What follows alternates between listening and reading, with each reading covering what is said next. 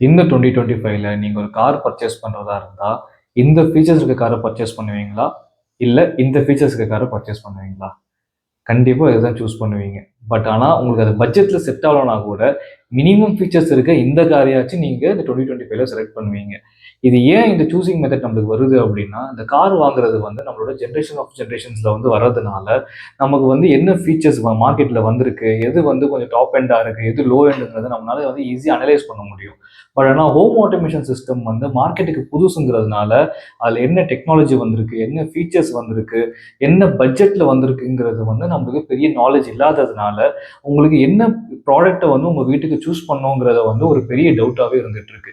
So இந்த டவுட்ட நீங்க வந்து ரிமூவ் பண்றதுக்கு, உங்க வீட்ட நீங்க கன்ஸ்ட்ரக்ஷன் பிளான் பண்ணும்போதே, ஹோம் ஆட்டோமேஷனுக்கு ஒரு பெஸ்ட் கன்சல்டன்ட்ட வந்து உங்க கூட வச்சுட்டீங்க அப்படின்னா, அவங்க கிட்ட உங்களுக்கு என்ன நீட்ஸ் இருக்கு, என்ன ஃபீச்சர் வேணும், உங்களுக்கு என்ன பட்ஜெட்ன்றத அவங்ககிட்ட சொல்லிட்டீங்க அப்படின்னா, அதுக்கான ரைட்டான டெக்னாலஜியான ப்ராடக்ட்ஸ வந்து உங்ககிட்ட வந்து சேர்த்துருவாங்க.